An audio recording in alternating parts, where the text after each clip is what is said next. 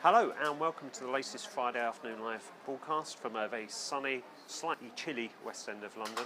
I'm Kevin Reid, the editor of Accountancy Age. It's wonderful to have you on board again. We're plotted up here in the Two Sportsmen bar. Sorry, a bit of Procol Harum in the background there. I don't know if you can pick up on that, one of my favourite tunes. So it's lovely to be on board for another broadcast. We're going to discuss BDO pushing towards the £400 million fee income barrier. And we'll also talk about some of new European tax rules and global tax rules that are causing consternation. But let's start off with BDO.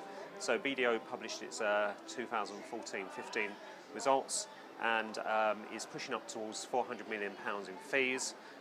This has come from a big jump in their tax fee income at £119 million for 14-15, and that's a 20% hike. This is kind of quite an interesting area because tax has been quite a tough gig for the firms in recent years, mainly due to, I think, tax avoidance, quite frankly, making tax planning and mitigation tougher. BDO are basically saying that where the big four firms are spending so much time working around picking up the audits, obviously a lot of audit tenders out there, and throwing the fact that non-audit services are being cordoned off from audit work, it's meant the likes of BDO and Grant Thornton have been able to pick up some non-audit work from bigger clients, and that has driven their tax revenues up. So that's kind of quite interesting. Another thing that's going on is kind of prevalent with all the big firms.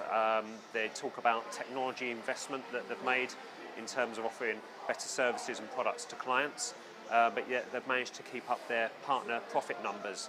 And I think this is basically an upshot of being able to make better margins on non-audit work. They've been obviously able to reinvest some of that in new tech, but managed to keep their partner profit numbers up, so that's kind of good going. Simon Michaels, BDO's managing partner, spoke to Accountancy Age yesterday and said he doesn't want the firm turning into one of the kind of big four in terms of the way in which they're approaching consulting, and obviously it seems back to the future with the big four firms building up their consulting arms yet again. Simon Michaels doesn't want to do that at BDO, but they are obviously pushing on advisory services and using tech to provide better services to clients. So yeah, things going well for BDO at the moment.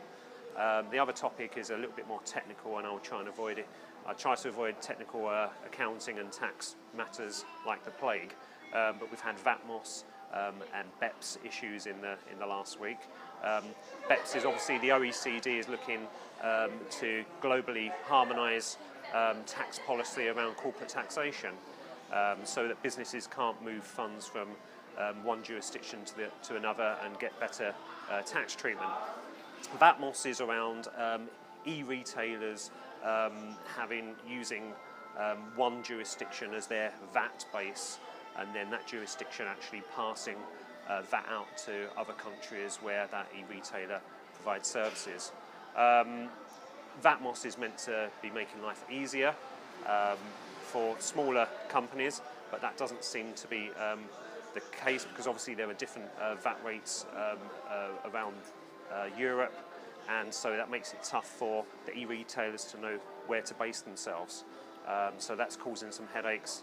Obviously on the OECD BEPS front, it means that there's lots and lots of work for the corporates to do in terms of how they present their accounts as far as tax is concerned, and segmental reporting, and that means lots of work for international tax advisors, and probably not much fun either. And I don't know whether we'll see the big six firms' tax revenues increase in terms of dealing with all of this. And as I always say, the accountants and lawyers always win out when there's change.